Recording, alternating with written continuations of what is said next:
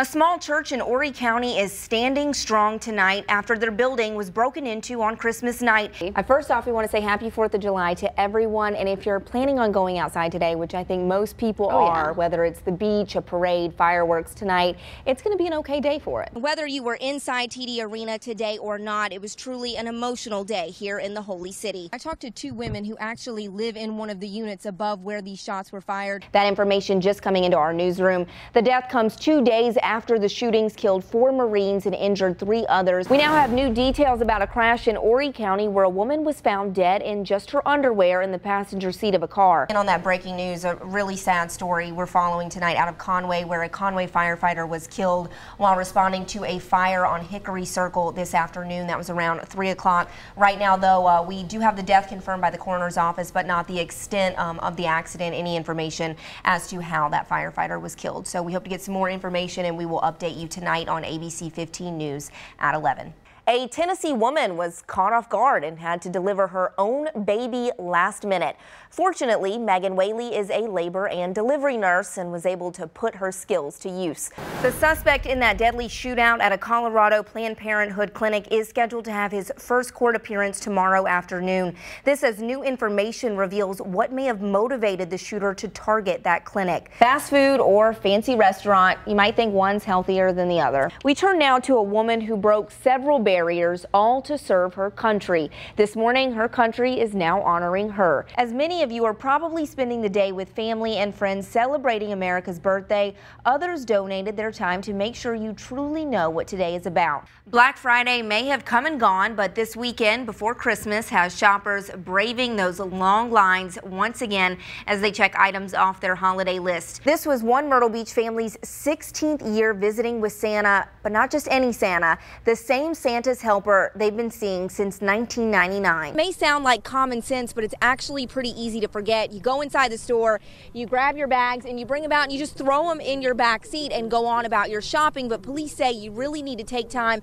to either cover them up or put them underneath your seat if there's not room in your trunk. Dialing the wrong phone number, of course, can be a bit awkward, but when you dial the wrong number from outer space, it can be really embarrassing. Last couple of hours, I've been out with First Warning Weather storm chaser Gerard DeBailey, and we've been tracking this storm in his vehicle. Now, as you can see right there on the radar, that's what we've been using tonight to drive around and follow this snow. It's legal to drink on a boat, but not to be intoxicated.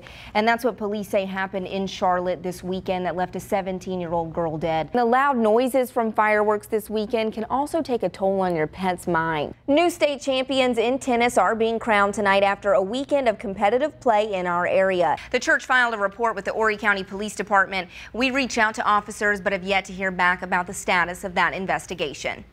We had some near record-breaking temperatures today, but many areas saw some rain. Storms overnight turned deadly, killing at least 11 people in the areas surrounding Dallas-Fort Worth. I talked to two women who actually live in one of the units above where these shots were fired, and they tell me several shots were fired. In fact, one of them says it sounded like a war zone. Now, of course, one of the questions on many people's minds, is there any cell phone video given the recent events in North Charleston and, of course, this week in Tulsa, Oklahoma? Now, right now, these women tell me they do have cell phone video of the moment officers arrived. So right now, it's unclear whether they have video of when those shots were fired or if, again, there were any body cameras that captured that. Of course, we're going to be out here for the rest of the night as this is a fluid situation. In the beginning, I didn't want to plan anything because I kept thinking, well, she's just going to, come walking through the door. But 1 year later, Heather Elvis's body has still not been found, leaving her family without a sense of closure. For our family, any other family that has a missing member, this is horrible, not knowing, not being able to take care of your child in any capacity whatsoever. They call it closure, and I hate that word. I've always hated that word, but that's really what it is. Family, friends, and strangers came together Thursday night to mark the day by lighting candles to remember Heather. One of the people there was Heather's roommate at the time of her disappearance. She came back to Myrtle Beach for the first time since her best friend's disappearance to be with the Elvis family. She was one of the last people to talk with Heather. We always said I love you before we got off the phone, so I'm glad that we at least said that. I think the hardest thing is not having closure. So you don't know. We don't know what happened on that night. I mean, I talked to her that night, but I still don't know what happened. The holidays are supposed to be happy, but 1 year later, Heather's unopened presents still sit under the Elvis family Christmas tree, creating a painful reminder of the day their 20-year-old daughter disappeared. This morning is not Christmas morning. It's not what Christmas is all about, but this overshadows all of it. We've left our tree up all year long. I'm not looking forward to Christmas. Sorry.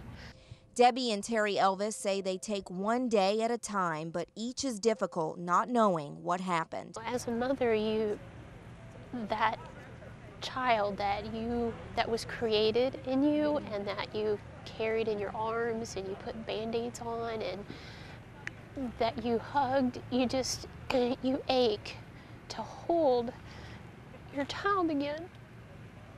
And you think about what you could have done different, what you could have said that would have changed anything. People, they see me in a wheelchair and they think, oh, poor guy, poor fella, oh, he struggles with this and that and the other. Ernie Johnson is a man on a mission. I was up one of those sleepless nights and I was just up on the internet looking for something to do, just looking for something different, and I ran across wheelchair bodybuilding. The Conway native has been confined to a wheelchair for the past 17 years with paralysis in all 4 limbs, the result of what he calls a freak accident during a high school football scrimmage. But the disability isn't defining him. Once you stop giving up and you start fighting, there are a ton of things that able-bodied people and people who have disabilities can do. I guess it's the athlete and the competitor in me. And that competitive spirit propelled him into the world of wheelchair bodybuilding. I've always been active. I've never stopped being an athlete. But the competition aspect of it, I really, really enjoyed. It was exciting to be competing again against other people. He's only been at it a few months, but the support from fans is already overwhelming. It felt good. I'm not gonna lie, when I got on stage, I didn't even hear my music start from my individual routine because of how loud it was in the auditorium. His biggest supporter, though, is his wife, Megan, who's right by his side when he trains. I'm just really happy to see him competing again. Even though he's never given up on things in his life, I know being a true athlete that just being back in a competitive arena is really what fuels his fire. And while he may be inspiring people all over the world, he's staying true to himself. My biggest challenges in life aren't because of the wheelchair.